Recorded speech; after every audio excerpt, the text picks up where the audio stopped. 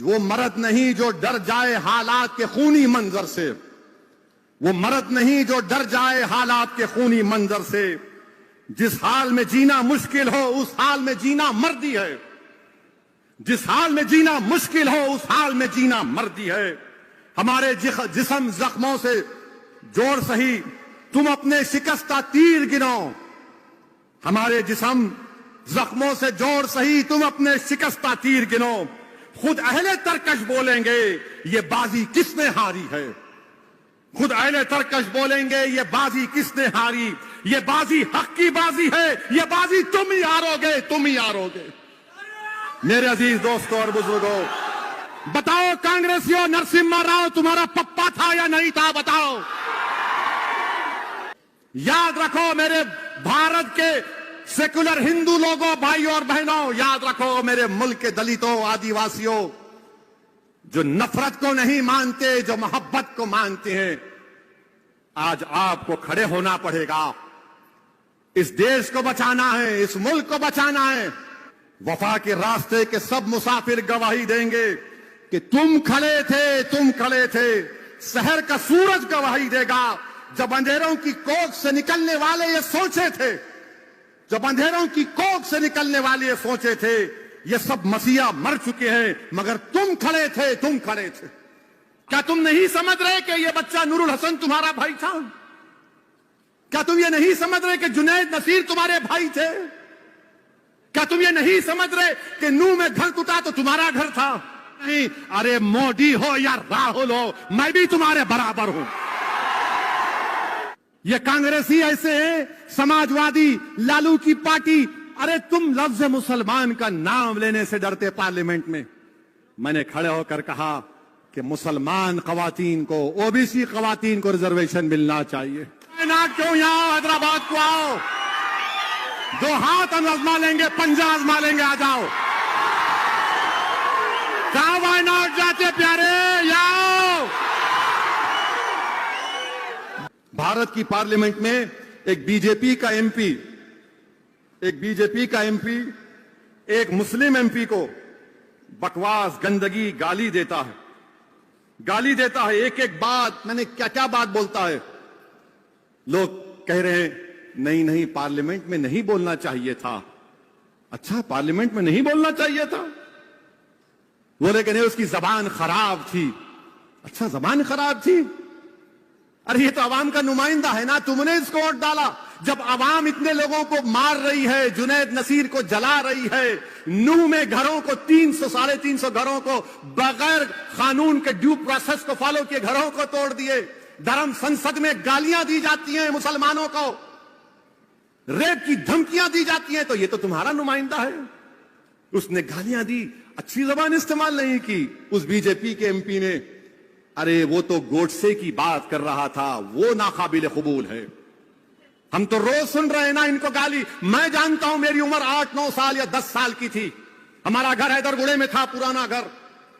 वहां पर हर कोई आरएसएस के लोग, जब कोई जुलूस होता तो हमारे घर के पास आकर पुकारते, सलाहुद्दीन अवैसी कब्रिस्तान या पाकिस्तान। मैं और अकबर, हमारे एक ताया वहीद भाई जो बड़े ताकतवर थे, उनके साथ बैठते थे। वहीद भाई लकड़ी लेके भागते, ये 25-30 फीट छोड़ के भागते। हम सुने, मैं सुना हूं मेरे कानों से, आज मेरा बेटा सुन रहा है ये। मैं समझा कि शायद मेरी जिंदगी में खत्म हो जाएगा, मगर मेरी औलाद सुनेगी, आप सुनेंगे, बच्चे सुन रहे हैं। याद रखो मेरी इस बात को, एक दिन आएगा जब भारत की पार्लियामेंट में किसी मुसलमान का मॉब लिंचिंग हो जाएगा। वो दिन दूर नहीं है, वो दिन दूर नहीं है। क्योंकि हिटलर की जब हुकूमत थी तो हिटलर की हुकूमत में लिखा जाता था यहूदियों से बच के रहो, ये जर्मनी के लिए खतरा है। आज यहूदी लफ्ज को निकाल दो, मुसलमान लिख दो उस पर। हमारे देश के वजीर आजम, कहां गया आपका सबका साथ, सबका विकास, सबका विश्वास? अरे नरेंद्र मोदी जी, जो आपके एमपी ने मुसलमानों के बारे में जो बकवास बकी है, मेरी आपसे गुजारिश है कि उसका चैलेंज करके आप अरब ममालिक के अपने हुक्मरानों को भिजा दो, या हबीबी इस तरह का हम इससे सलूक करते देखो मुसलमानों से, बुझाओ। क्या नरेंद्र मोदी अपने एमपी की स्पीच का अरबी में ट्रांसलेट करके मोहम्मद बिन सुल्तान, मोहम्मद बिन जैद को भिजाएंगे? आप भिजाएंगे उनको? बताओ देश के वजीर आजम, क्या तुर्की के एर्दोगान को भिजाओ, देखो हम इस तरह भारत की नई बिल्डिंग में हमारे पार्टी का एमपी ने मुसलमानों को इस तरह कहा है। देश के वजीर आजम कुछ नहीं बोलेंगे। जुनैद नसीर मर गए, वजीर आजम मुंह नहीं खोलते। ट्रेन में 3-3 मुसलमानों को नाम पूछकर गोली मार दी गई, वजीर आजम कुछ नहीं बोलेंगे। पीटा जा रहा है, सतारा में मारा गया, कुछ नहीं। अरे सतारा में तो जो बच्चा शहीद हुआ, अरे देवेंद्र फडणवीस तुम्हारे आदमी ने जुलूस को निकाला था। तुम होम मिनिस्टर रहकर तुम्हारा आदमी सतारा की मस्जिद में घुसता है मौत को लेकर। कैसे होम मिनिस्टर हो तुम देवेंद्र फडणवीस? मगर हमारे वजीर आजम ने इस मुल्क में एक माहौल को पैदा कर दिया कि नफरत करो और राज करो, नफरत करो वोट हासिल करो, नफरत करो सत्ता हासिल करो, इस्लाम को गाली दो जीत जाओ इलेक्शन, इस्लाम को गाली दो और प्राइम मिनिस्टर सीएम मिनिस्टर बन जाओ, मुसलमानों को पीटो और इख्तिदार पर आ जाओ। अरे ये कब तक चलेगा नफरत? ये याद रखो, ये नफरत खत्म अगर नहीं हुआ, ये जो आग लगा रहे नफरत की आग, याद रखो ये नफरत की आग में सब आ जाएंगे। हम मरने से कभी नहीं डरे, ना कभी डरेंगे इंशाअल्लाह ताला। हम अल्लाह के नाम पर जीते, अल्लाह के नाम पर मरने वालों का नाम मुसलमान है। मगर इस मुल्क का क्या होगा, इस देश का क्या होगा जिसको हमने अपने खून पसीने से सींचा, जिसको अल्लामा फजल खैराबादी ने अपनी कुर्बानियों से आजाद किया। इस मुल्क को आजाद कराने के लिए हमारे उलमाए कराम ने जिहाद का फतवा दिया। मौलवी अलाउद्दीन, मौलवी इस्माइल काला पानी की सजा काटे, मगर आज देश की पार्लियामेंट में गाली दी जा रही है और बीजेपी सिर्फ उसको नोटिस देती है, लव लेटर देती है। मैं पूछना चाहता हूं देश के प्रधानमंत्री, अगर यही बात कोई आपके बारे में करता तो क्या होता आज इस देश में? बोलो वजीर आजम, अगर कोई ये अनाप शनाप गंदगी आपके बारे में कोई बोल देता तो क्या करते आप? आपकी पार्टी के लोग बन मनाते, बोलने वाले के घर को जला देते। खामोशी इसलिए है क्योंकि गाली मुसलमान को दी जा रही है, सन्नाटा इसलिए है क्योंकि मुसलमान मर रहा है। याद रखो, यह देश के लिए ठीक नहीं है। मेरे अजीज दोस्तों और मुझे, अरे मैं तो तुम्हारे लीडर से कहूंगा कि अब की बार वायनाड नहीं हैदराबाद से मुकाबला करो मेरा। आओ, मैं चैलेंज कर रहा हूं, वायनाड क्यों, यहां हैदराबाद को आओ, दो हाथ हम आजमा लेंगे, पंजा आजमा लेंगे, आ जाओ। कहां वायनाड जाते प्यारे, आओ। और मुझे यकीन है कि कांग्रेस के लोग बहुत आएंगे। बड़ी बड़ी बातें करते हो, बड़ी बड़ी बातें करते हो, अरे बात क्यों करते? आओ जमीन पर आओ, मुकाबला करेंगे। आओ शेरवानी दाढ़ी टोपी वाले से मुकाबला करके देखो, मजा आएगा। जिसने एक मुसलमान एमपी को अनाप शनाप बका पार्लियामेंट में, मेरे सामने भी खड़ा हुआ था, मैंने कहा बैठ जा, मेरी जबान का मुकाबला नहीं कर सकता। तो कांग्रेस के लोग बहुत बातें करेंगे, मैं तैयार हूं, मगर मैं तेलंगाना की आवाम से भी अपील कर रहा हूं कि याद रखो, सरजमीन हैदराबाद पर फसादात कांग्रेस की देन है। सरजमीन हैदराबाद पर मासूमों का लुट जाना, पिट जाना कांग्रेस की देन है। हमने बड़ी मुश्किलों से अमन को मजबूत किया है, इस अमन को मजबूत रखिए और यकीनन बहुत से काम करवाना बाकी है, हम काम करवाएंगे इंशाअल्लाह ताला। यही कांग्रेस थी जब बाबरी मस्जिद को शहीद कर दिया गया था, आज सेक्रेटेरिएट की मस्जिद को शहीद कर दिया गया था, मगर मस्जिद तामीर हुई, बाबरी मस्जिद तामीर नहीं हुई, मस्जिद तामीर नहीं हुई। बताओ कांग्रेसियों, नरसिम्हा राव तुम्हारा पप्पा था या नहीं था, बताओ। और हमसे कहते हैं ये बीजेपी के लोग के पार्लियामेंट में मंजलिस के 2 एमपीज ने खवातीन के रिजर्वेशन के खिलाफ वोट दिया, मगर मेयर इम्तियाज जलील ने हमने पूरी पार्लियामेंट को हिला के रख दिया अल्हम्दुलिल्लाह। 450 वोट पड़े खवातीन के तहफुजात के लिए, 2 खिलाफ में पड़े, 2।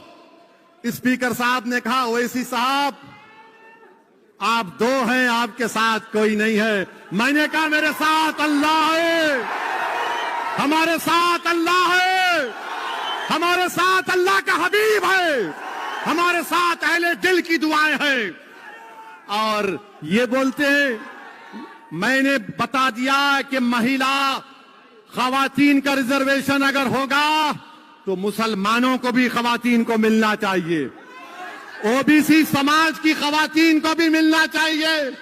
यहां पर सिकंदराबाद के एक एमपी ने कहा रेड्डी गारू क्यों ओबीसी समाज के महिलाओं को रिजर्वेशन नहीं मिलना चाहिए? क्या मुनूर कापू, पद्माशाली, मुदिराज, गौड़, यादवा को नहीं मिलना चाहिए? क्या मुसलमान खवातीन को रिजर्वेशन नहीं मिलना चाहिए? मगर ये सब बोल रहे 450 एक तरफ, 2 एक तरफ। अरे दीवाने, दीवाने सुनो, हम हवा के साथ चलने वाले नहीं हैं, हम हवा के खिलाफ मुकाबला करने वाले हैं। हम तूफानों में कश्ती चलाएंगे, हम तूफानों में चिराग जलाने का हुनर जान चुके हैं। आप आकर हमको सिखाएंगे? जब सबने कहा कि 450 लोग, सुनो 450 लोग तुम्हारे खिलाफ हैं, मैंने कहा सुनो सुनो कांग्रेसियों, मैंने पूरे भारत को पैगाम दे दिया कि कांग्रेस और बीजेपी मिले हुए हैं, समाजवादी और कांग्रेस मिले हुए हैं।